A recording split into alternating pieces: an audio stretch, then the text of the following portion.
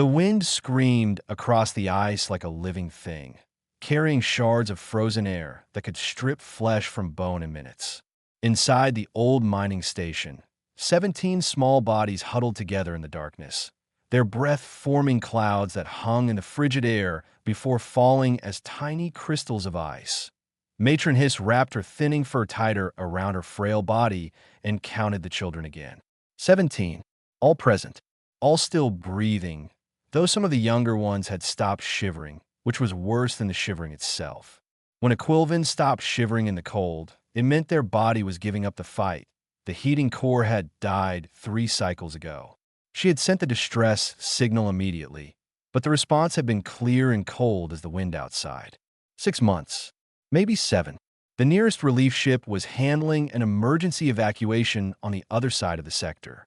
Children on a forgotten ice world ranked low on the priority list. Pip, the smallest of the orphans, crawled closer to Matron Hiss on her 6 thin legs. Her fur, which should have been thick and silver, hung in patches on her small frame. "I'm hungry," she whispered. "I know, little one. Tomorrow we'll have more nutrient paste. It tastes like metal." "I know." The station groaned as another blast of wind hit its walls. Once this place had housed 200 miners, back when the corporations thought Frosthaven held valuable minerals. They had been wrong. The miners left. The equipment stayed. Then the war refugees came, then left. Then the Quilvin orphans arrived, shipped here because nobody wanted them and Frosthaven was cheap. Matron Hiss had been young then, full of hope that she could make a difference. That was 12 years ago.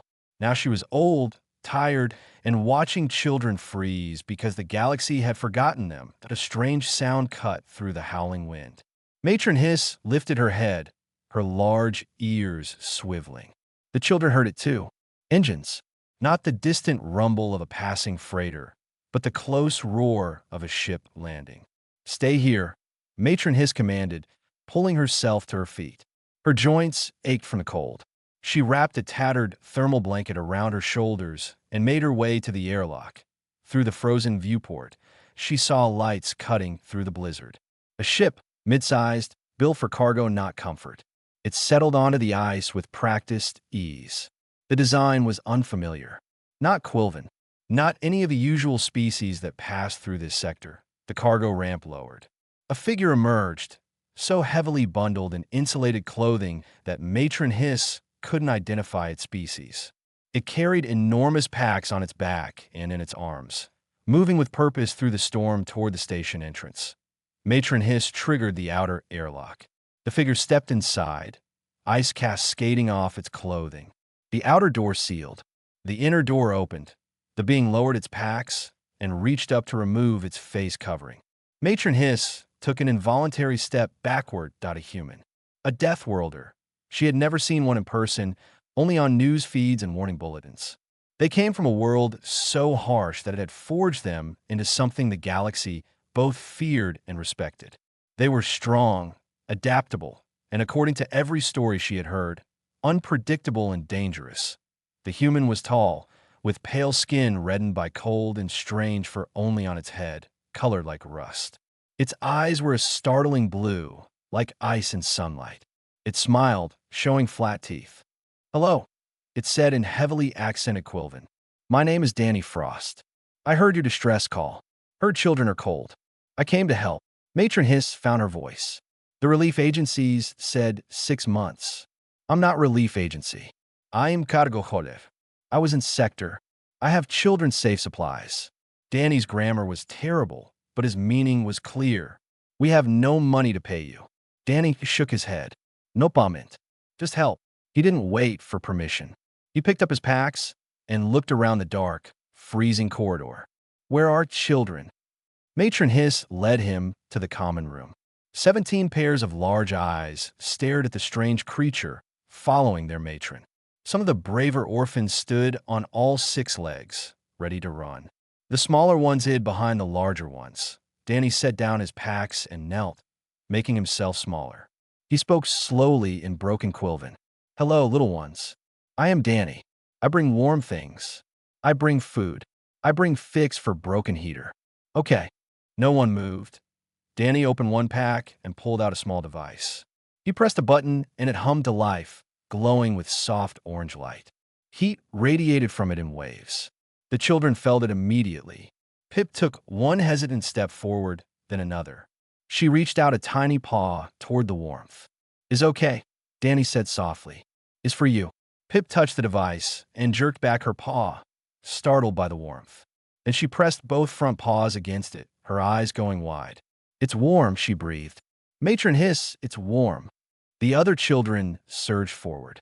Danny pulled out more heaters, placing them around the room, creating islands of heat in the frozen darkness. Then he produced thermal blankets, proper ones, not the threadbare rags the orphans had been using. While the children wrapped themselves in warmth for the first time in weeks, Danny turned to Matron Hiss. His terrible Quilvin gave way to better, universal common speech. "I have thermal generators, insulated materials, nutrient supplements formulated for Quilvin children, and tools to repair your heating core. I'll work through the night if needed. The storm will last another 12 hours. By then, this place will be warm." Matron Hiss felt something she hadn't felt in years. Something dangerous and fragile. She felt hope. "Why?" she asked. "Why would you do this?" Danny looked at the children, now huddled around the heaters, their thin faces illuminated by the warm glow. Pip had fallen asleep against one, her small body finally relaxed. "Because they're children," Danny said simply. "And because I can." He picked up his tools and headed toward the dead heating core, leaving Matron Hiss standing in the warm room, watching a human deathworlder work to save Quilvin orphans he had never met, asking nothing in return. Outside, the wind screamed. Inside, for the first time in 3 cycles, the children slept without shivering. The sound of metal scraping against metal echoed through the station's corridors as pale dawn light filtered through the ice-crusted windows. Danny had worked through the entire night, and Matron Hiss had watched him with growing bewilderment. Humans were supposed to be dangerous, unpredictable. The story said they solved problems with violence, that their death world had made them aggressive and territorial. Yet this human sat cross-legged in front of the heating core's exposed machinery, his large fingers moving with surprising delicacy as he reconnected circuits and replaced burnt-out components. The children had woken to warmth for the first time in memory. They sat together near the portable heaters Danny had set up, watching the strange alien work. None of them had ever seen a creature like him. His skin was bare of fur except for his head and face. He should have been freezing, yet he worked in just a thin shirt, having removed his heavy outer layers hours ago. "Is he magic?" asked Pip, her voice small and wondering. "No, child. Just different," Matron Hiss replied, though she wasn't entirely certain herself.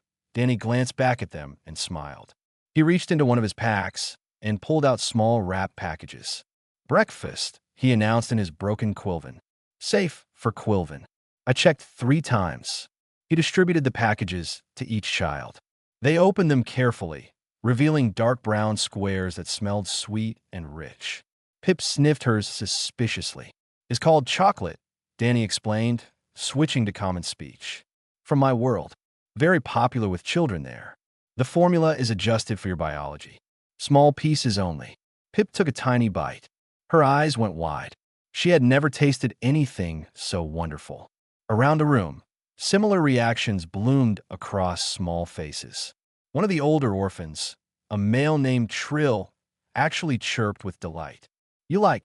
Danny asked, his face brightening. The children nodded enthusiastically, too busy eating to speak. Matron Hiss accepted a square from Danny and tasted it cautiously. The sweetness flooded her senses, followed by complex flavors she had no words for. "This must be expensive," she said. "Is worth it. Look at them." The children were smiling. Actually smiling. Matron Hiss realized she couldn't remember the last time she had seen them smile. Danny returned to his work on the heating core. "Is almost done. Main problem was blown thermal regulator and corroded power coupling. I have replacements. System will run better than before." "Where did you get Quilvin-compatible parts?" Matron Hiss asked. "We're not common in this sector." "I didn't. I'm modified human parts. Engineering is engineering. Heat is heat. Will work." Pip had finished her chocolate and now approached Danny with careful steps. She sat down next to him, watching him work with huge eyes. After a moment, she reached out and touched his arm with one tiny paw. Danny paused and looked at her. "Hello, small one. You're very warm," Pip said, "even without fur. Humans run hot. Our world taught us to keep our heat inside. Is your world cold like ours?" "Parts of it. I grew up in cold place. Lots of snow and ice." "What's snow?" Danny's hand stilled. He turned to face Pip fully, and Matron Hiss saw something shift in his expression. Sadness, perhaps, or memory. Snow is frozen water that falls from sky like rain, but soft and white. It covers everything in blanket of cold, but is also beautiful. Children on my world play in it. We build shapes from it, slide down hills on it, throw it at each other for fun. More children gathered around him now, drawn by his voice and the fantastic image he painted. "You played in the cold?" asked Trill, incredulous. "For fun, yes. Cold is not always enemy. Sometimes it is just part of life. You learn to live with it, even enjoy it. Tell us more about your world," Pip pleaded. Danny set down his tools. He pulled Pip into his lap, and she settled there as naturally as if she belonged. "My world is called Earth. Is very old, very varied. Has hot places, cold places, wet places, dry places. Is beautiful and terrible, gentle and harsh. Like most things in universe, is both good and bad together." He spoke to them for an hour, painting pictures with words of oceans and mountains, cities and forests, animals they could barely imagine. He told them about winter celebrations, about families gathering together, about a figure called Santa who brought gifts to children. "Santa knows when children are good," Danny explained. "He travels whole world in one night, bringing presents. Is just story, but is nice story. Reminds us that children deserve good things just for being children. Even children nobody wants." Pip asked quietly that Danny's arms tightened around her gently. "Especially those children." Matron Hiss felt her throat tighten. She turned away, pretending to organize supplies. By midday, Danny had the heating core running again. The familiar hum of the system filled the station, and warm air began flowing through the vents. The children cheered, dancing on their 6 legs, their movements lighter than Matron Hiss had seen in months. But Danny wasn't finished. He spent the afternoon insulating walls with materials from his cargo hold, sealing cracks where cold air leaked in, installing backup systems so the heat would never fail completely again. He showed the older orphans how the systems worked, teaching them basic maintenance. "You must know how to fix," he insisted. "Cannot always wait for someone to come help. Must be able to help selves." As evening approached, Danny set up a small hydroponic garden in an unused room. "Will take time to grow, but then you have fresh vegetables. Is better than nutrient paste." Pip had barely left his side all day. She followed him from task to task, handing him tools, asking endless questions. Danny answered each one with patience, never shooing her away or telling her to be quiet. During dinner, which Danny had supplemented with proper protein rations from his ship, Trill asked the question they were all thinking. "Will you stay with us?" Danny's smile faded slightly. "I cannot stay forever. I have job, have route to fly. But I will make sure you are safe before I go. And I will come back to visit. Promise?" Pip asked. Danny met her eyes seriously. "Promise." Outside, the blizzard had passed. The ice world glittered under starlight, cold and beautiful and unforgiving. Inside, 17 orphans and one old matron sat in warmth and safety, sharing a meal with a human who had crossed the frozen dark for no reason except that they needed him. Matron Hiss watched Danny laugh at something Trill said, watched Pip curl against his side, watched hope take root in a place she had thought it could never grow again. Perhaps humans were dangerous. Perhaps they were unpredictable. But perhaps, she thought, that wasn't always a bad thing. 3 days had passed since Danny's arrival, and the orphanage had transformed in ways Matron Hiss could scarcely believe. The children no longer huddled for warmth. Their fur had begun to thicken. They played and laughed, sounds that had been absent for so long she had forgotten what joy sounded like. Danny sat in the common room, surrounded by orphans as he repaired a water purification unit. His hands worked steadily while he hummed a tune from his world, something he called a song. The children tried to mimic the melody, their voices high and reedy but enthusiastic. bells, jingle all the way, Danny sang, emphasizing each word. Oh, what fun it is to ride in a one-horse, open sleigh. What's a horse? Asked Pip from her usual spot on his shoulder. Is animal from Earth. Big, strong, has 4 legs. Humans used to ride them before we had machines. Sing it again, the children chorused. Danny laughed and complied, and soon all 17 orphans were attempting the strange human words, stumbling over the unfamiliar sounds but delighting in the attempt. Matron Hiss found herself smiling as she listened from the doorway. Later that evening, after the children had eaten their fill of the nutritious meals Danny prepared, he gathered them together and pulled out a small device from his pack. I have something special, he announced. Stories from many worlds, collected for children. Would you like to hear one? The enthusiastic response was immediate. Danny activated the device, and a holographic display showed images while a soothing voice narrated tales of adventure and wonder. The orphans sat transfixed, experiencing storytelling technology they had never had access to before. When the story ended, Trill looked up at Danny with curious eyes. Why do you have so many things for children? Do you have younglings of your own? Danny's expression shifted, becoming distant. No children of my own. He was quiet for a moment, then continued. I grew up in Orphanage too, on cold world and Earth system. Was different from here, but also same. Understood what it's like to be cold, to be hungry, to wonder if anyone cares. The room fell silent. Even the youngest children seemed to understand they were hearing something important. What happened? Pip asked softly. I was lucky. Someone came and helped our orphanage. Brought supplies, brought warmth, brought hope. He was old cargo hauler named Peterson. He made me promise that if I ever could, I would help other children like me. So when I got my own ship, when I started making own money, I started listening for distress calls from orphanages. I go when I can. I help how I can. That's why you came here, Matron Hiss said. It wasn't a question. Yes. When I heard signals saying children were freezing, I had to come. Is what Peterson would have done. Is what anyone should do. Pip climbed down from Danny's shoulder and stood in front of him on all 6 legs. You're like Santa from the story. You bring gifts. You help children. Danny smiled gently. Santa is better than me. He never asks for anything. Never expects thanks. Neither do you, Matron Hiss observed. The next day, Danny worked in his ship's small workshop while the children attended their lessons with Matron Hiss. When they finished, he called them together and presented each child with a handmade gift. For Pip, a small carved figure of an earth animal called a rabbit, smooth and perfectly formed despite being made from scrap metal. For Trill, a music box that played the Jingle Bell song when wound. For each child, something unique, something crafted specifically for them during the quiet hours while they slept. The children were overwhelmed. Many had never owned anything that was truly theirs. They clutched their gifts with reverent care, thanking Danny in voices choked with emotion. It's important to have something special, Danny told them. Something that is only yours. Reminds you that you matter. That evening, Matron Hiss joined Danny as he checked the perimeter shields. The stars blazed overhead, brilliant against the black sky. The cold was fierce but manageable now, with proper equipment and functioning heaters.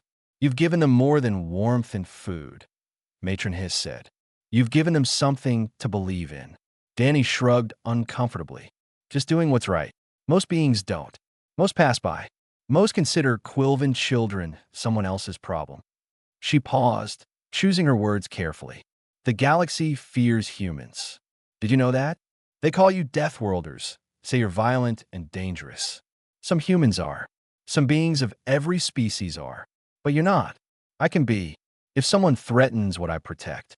Danny's voice carried an edge that reminded Matron Hiss that yes, this gentle being could indeed be dangerous. But children are never threat. Children are always worth protecting.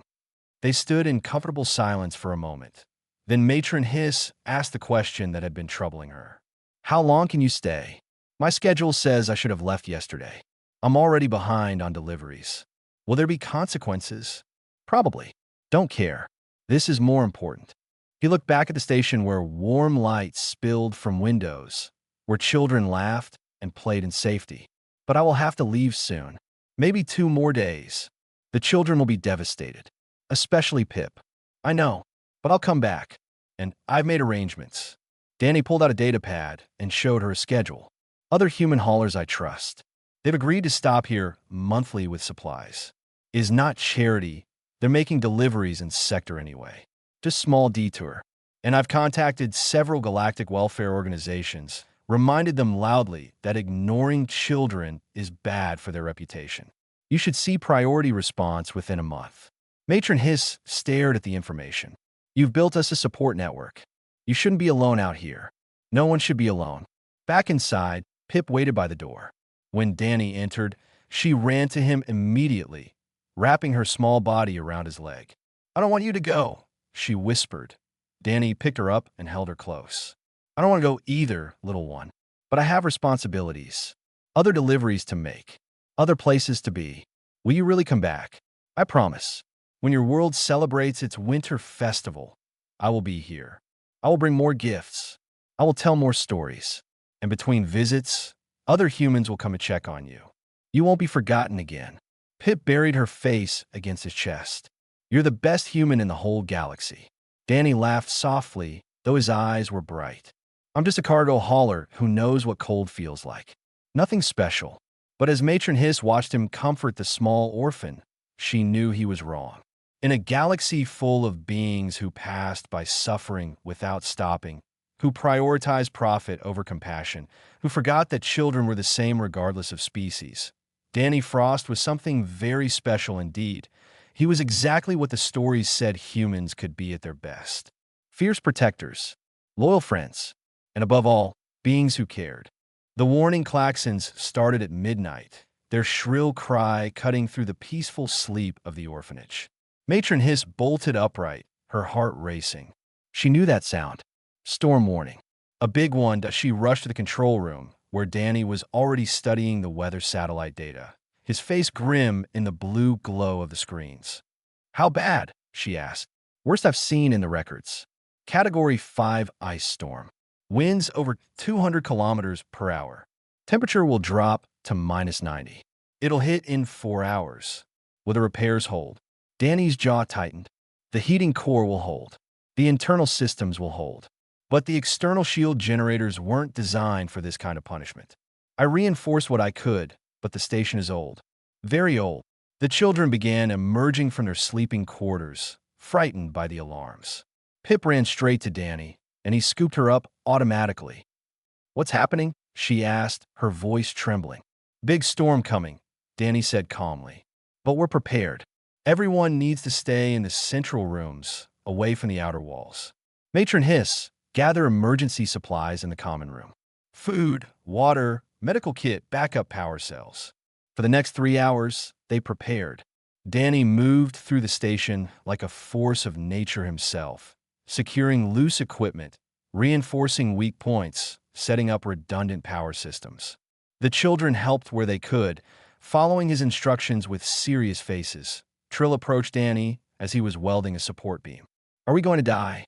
Danny stopped working and knelt to the young Quilvin's level. No, I won't let that happen. Do you trust me? Yes. Then believe me when I say you're safe. I've survived worse storms than this. So will you. The storm hit with the force of a hammer. The station shook so violently that several children cried out in fear. Wind howled like a wounded beast, and ice particles struck the walls with sounds like projectile fire. The temperature outside plummeted so fast that the external sensors actually froze and stopped reporting. Danny monitored the systems from the control room, while Matron Hiss kept the children calm in the common room. They huddled together, not from cold this time, but from fear as the station groaned and shuddered around them. Then one of the external shield generators failed. Danny saw it on his display, saw the cascade failure beginning. If the shields went down completely, the storm would tear through the station's outer hull like paper. Stay here, he ordered Matron Hiss, already pulling on his heavy weather gear. You can't go out there. Even you can't survive in that. Danny sealed his thermal suit and checked his helmet. The children are inside. I'll survive. He grabbed a repair kit and a replacement power coupling. Lock the inner airlock behind me. Don't open it for anyone but me. Before Matron Hiss could protest further, he was gone. The cold hit Danny like a physical blow the moment he stepped outside. His suit's heating elements struggled against the extreme temperature. Ice formed on his faceplate instantly, and he had to activate the thermal defroster at maximum setting just to see. The wind tried to throw him off his feet. He clipped his safety line to the station's exterior rail and fought his way along the wall, each step a battle. He couldn't see more than a meter in front of him. The world was nothing but white fury and screaming wind. The shield generator was 50 meters from the airlock. It might as well have been 50 kilometers. Inside, Pip had broken away from the group and pressed herself against the inner airlock door. Where did Danny go? Matron Hiss tried to pull her back. He's fixing the shields. He'll be fine. He's out in the storm. He'll freeze. Humans are tougher than they look, child. But even as she said it, Matron Hiss wondered. No being could survive long in conditions like this. The storm was a killing thing, nature at its most brutal. Even a Deathworlder had limits. Danny reached the generator after what felt like hours, but was probably only 20 minutes. His hands were already going numb despite the suit's heating. He forced the access panel open and assessed the damage. Burnout power coupling, just as he'd expected. Simple fix in normal conditions.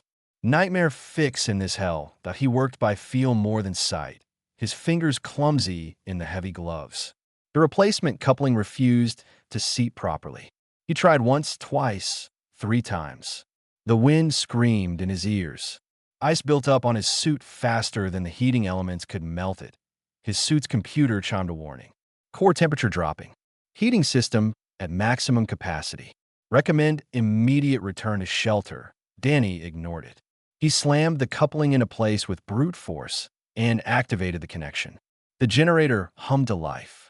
Shield back online. Station secure, that he tried to stand and his legs wouldn't work properly. The cold had seeped deeper than he'd thought. He could barely feel his feet. His hands were distant, clumsy things. The safety line seemed very far away. The walk back was a blur. He remembered falling, getting up, falling again.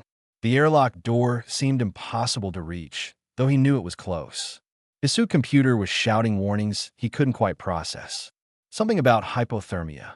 Something about danger. He hit the airlock door with his fist and slumped against it.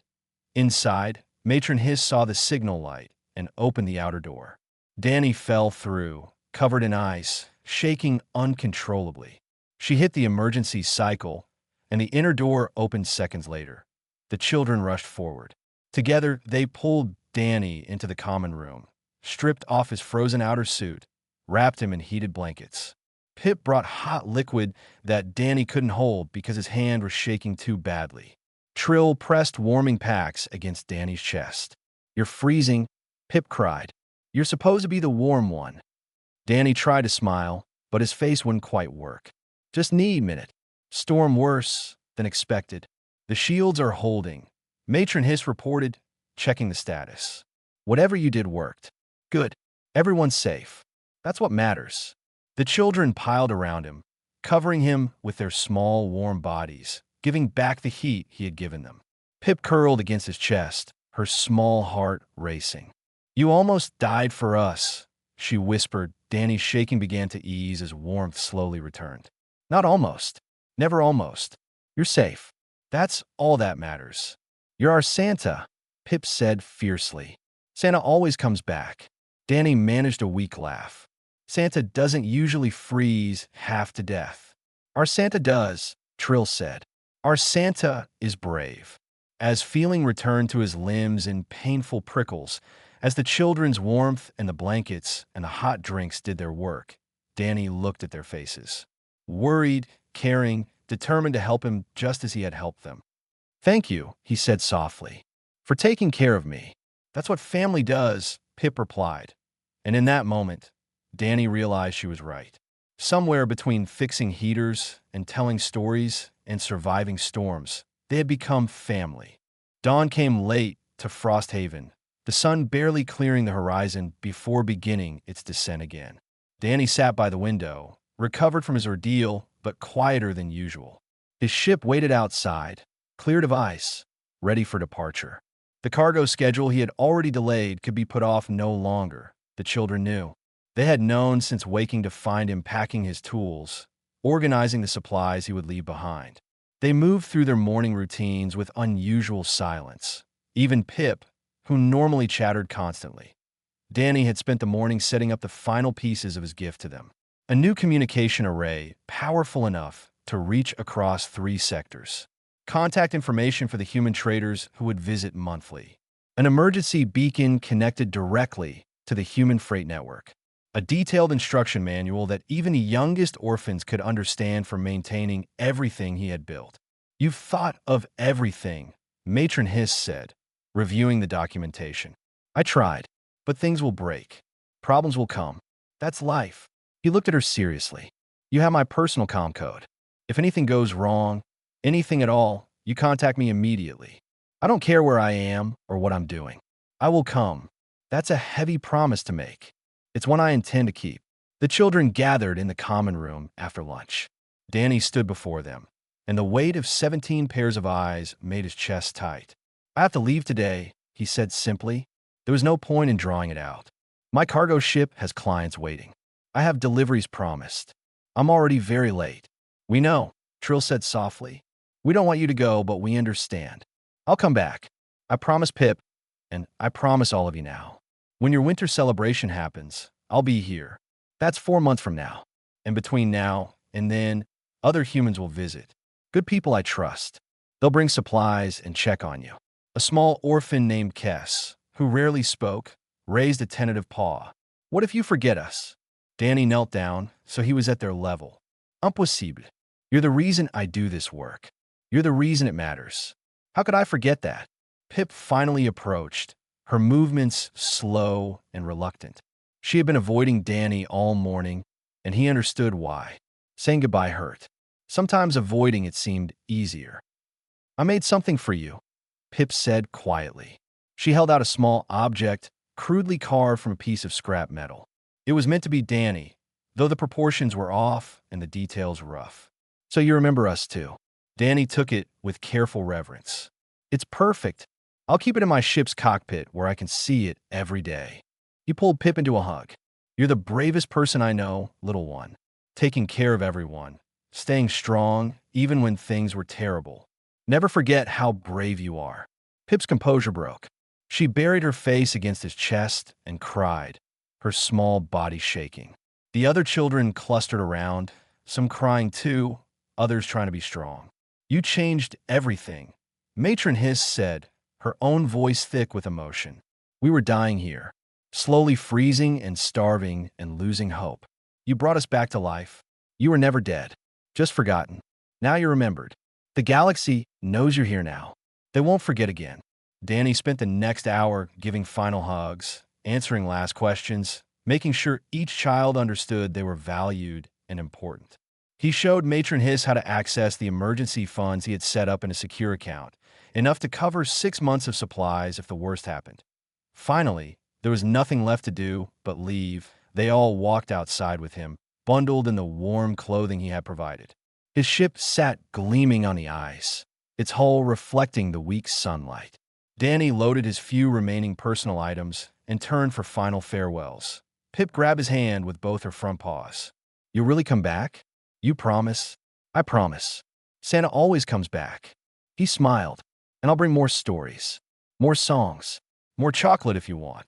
"We want you," Pip said simply. "You have me. Distance doesn't change that. Family is family, no matter how far apart." He hugged each child one more time, committed their faces to memory, then climbed into his ship. Through the viewport, he could see them all standing together, small figures against the vast ice. Matron Hiss had her arms around Pip. Trill stood straight and tall, trying to set an example for the younger ones. Danny started the engines, and the ship lifted smoothly. He circled once over the station, low enough to see them waving, then pointed the nose toward the stars and engaged the main drive. As Frosthaven fell away behind him, Danny noticed the small carved figure of himself that Pip had made, secured to his control panel. He touched it gently. "For months," he said aloud to the empty cockpit. "I'll be back in 4 months." On the ground, The children watched until the ship was just a bright point among the stars, then gone entirely. Pip wiped her eyes with the back of her paw. "He'll come back," she said with fierce certainty. "He promised." "What if something happens?" Kess asked. "What if he has trouble, or his ship breaks, or he forgets?" "He won't forget," Trill said. "Did you see his face when he hugged us? He loves us. You don't forget people you love." Matron Hiss guided them back inside, into the warmth Danny had built for them. "He gave us more than heat and food, children. He gave us hope. And hope is something we carry inside ourselves. Even when he's far away, that hope remains." That evening, the orphans gathered around the heaters as usual, but the mood was somber. Then Pip stood up on all 6 legs and began to sing, her voice high and uncertain. Jingle bells, jingle all the way. One by one, the other children joined in. The words were still mangled, the pronunciation terrible, but the spirit was pure. They sang the human song Danny had taught them, and in singing it, they felt connected to him across the vast dark. Matron Hiss listened to them sing and smiled. A human had come to their frozen world expecting nothing, asking nothing, giving everything. He had taught them that the universe held more kindness than they had believed possible. And in 4 months, he would return. Because that's what family did. The children sang late into the night, their voices carrying through the warm corridors of the station, a small defiant sound of joy on a world of ice. Outside, the stars burned cold and bright. Inside, 17 orphans and 1 old matron kept alive the warmth of hope. Danny Frost had kept his first promise. They believed with absolute certainty he would keep his second in the vast darkness of space.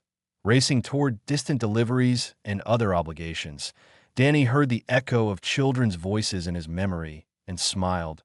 He would be back. Santa always came back. For months felt like forever and no time at all. The orphanage had settled into new rhythms after Danny left. The human traders he had promised came like clockwork, delivering supplies and checking the systems. A Quilvan social worker had actually visited, shocked to find the children healthy and the facility well-maintained. The Galactic welfare organizations, properly shamed by Danny's pointed messages, had elevated Frosthaven's status. Help was no longer months away, but weeks, sometimes days, but none of it was the same as having Danny there. Pip kept careful count of the days on a calendar Danny had left behind. She marked each one with a small drawing, creating a visual timeline that marched steadily toward the winter celebration. The other children often found her staring at the calendar, counting and recounting. "What if he doesn't come?" Kess asked one evening. "He will," Pip said with unshakable faith. "He promised." The winter celebration was traditionally a quiet affair for Quilvan, a time to honor ancestors and reflect on survival through the harsh season. Matron Hiss had never made much of it before, lacking resources and energy. But this year was different. "We should prepare," Trill suggested. "Make it special, for when Danny comes back." The children threw themselves into preparations with enthusiasm. They crafted decorations from scraps, practiced their singing, planned a feast from their now well-stocked supplies. Matron Hiss watched their excitement with mixed feelings. What if Danny didn't come? What if something had happened? Some emergency or accident? The children's hearts would break, but she said nothing. They needed this hope. The day of the celebration arrived. The children woke early, too excited to sleep. They decorated the common room with strings of colored metal pieces that caught the light. They prepared food under Matron Hiss's direction, chattering constantly about Danny's arrival. Noon came. No ship. Afternoon passed. Still nothing. As evening approached, the children's excitement began to fade into worry. They pressed their faces to the windows, searching the sky for any sign of a ship. Pip's hands trembled as she helped set the celebration table. "He's probably just delayed," Matron Hiss said, trying to keep her own voice steady. "Space travel isn't always predictable." "He promised," Pip whispered. "He promised." Night fell. The celebration feast sat untouched. The children abandoned their vigil at the windows and gathered in the common room, silent and devastated. Some of the younger ones cried quietly. Trill tried to stay strong, but his face showed his disappointment. Maybe we should eat, Matron Hiss suggested gently. He might still come later. I'm not hungry, Pip said, her voice small. Then, faint but unmistakable, the sound of engines that Pip's head snapped up. Do you hear that? They rushed to the windows. Lights in the sky, growing brighter. A ship descending through the darkness. Not just any ship. They recognized the profile. It's him, Trill shouted. It's Danny. The children exploded into motion, grabbing their coats and racing for the airlock. Matron Hiss tried to call them back to order, but gave up quickly. Let them run. Let them be children welcoming home someone they loved. The ship touched down gently, and before it had fully settled, the cargo ramp was lowering. A figure appeared, backlit by the ship's interior lights, wearing a bright red coat that seemed to glow in the darkness. Ho ho ho. Danny's voice boomed across the ice. Sorry I'm late. Had some trouble with the cargo manifest, but nothing stops Santa. The children swarmed him, all 17 trying to hug him at once. Danny laughed and knelt down, gathering as many as he could into his arms. Pip reached him first, climbing up his chest to press her face against his cheek. You came back, she sobbed. You really came back. I promised, didn't I? And I never break promises to children. He stood, somehow managing to hold multiple orphans despite their combined weight. Now, I believe there's a celebration waiting, and I brought gifts. The next hours were chaos and joy blended together. Danny had indeed brought gifts, carefully chosen for each child based on things they had mentioned in their conversations months ago. Books for Trill, who loved stories. Art supplies for Kess, who had started drawing. A music player with hundreds of songs for everyone to share. He had also brought food, earth delicacies adapted for Quilvan biology. Strange fruits preserved in sweet syrup. Breads with seeds and honey. More chocolate, of course, always chocolate. They feasted together, and Danny told stories of his travels over the past months. He had visited 3 other orphanages, inspired by his time on Frosthaven. He had delivered supplies to colonies in need. He had become something of a legend among human traders, the cargo hauler who couldn't resist helping children. People started calling me Santa, he admitted with a laugh. So I figure I should look the part. He gestured to his red coat. Found this in a station market. Seemed appropriate. You are Santa, Pip declared from her position on his lap. You're our Santa. Then I guess I better live up to the name. As the celebration continued, Matron Hiss pulled Danny aside. Thank you, not just for coming back, but for giving them something to believe in. Hope is a powerful gift.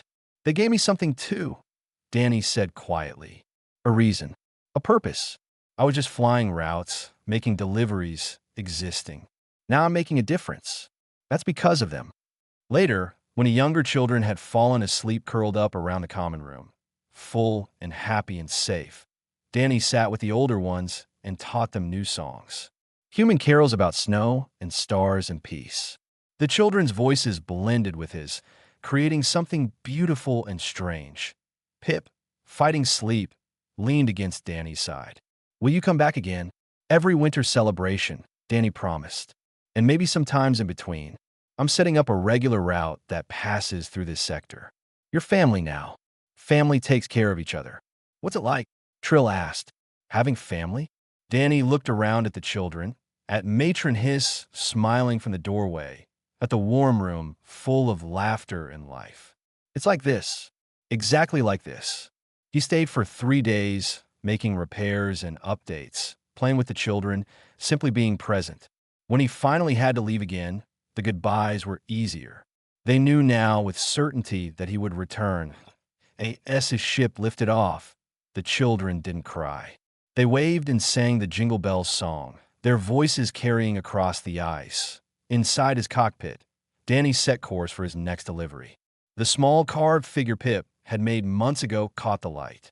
He touched it gently, then pulled up his route planning system. 6 orphanages flagged in his database now. 6 stops where children needed someone to care. 6 places where a human in a red coat could make a difference. The galaxy was vast and cold and often cruel. But scattered across it were small lights of hope, kept burning by the simple act of one person choosing to care. Danny Frost had learned something important on a frozen world surrounded by alien orphans. The universe didn't give people purpose. People created it themselves, one choice at a time. One promise kept, one child helped. He was Santa now, whether he had meant to be or not. And Santa's work was never done. Behind him on Frosthaven, 17 children slept warm and safe, dreaming of the human who had crossed the stars because they mattered. The orphanage on the frozen world had heat now. But more than that, it had hope, it had family, and it had a human Santa who would always come back. Because some promises were too important to break.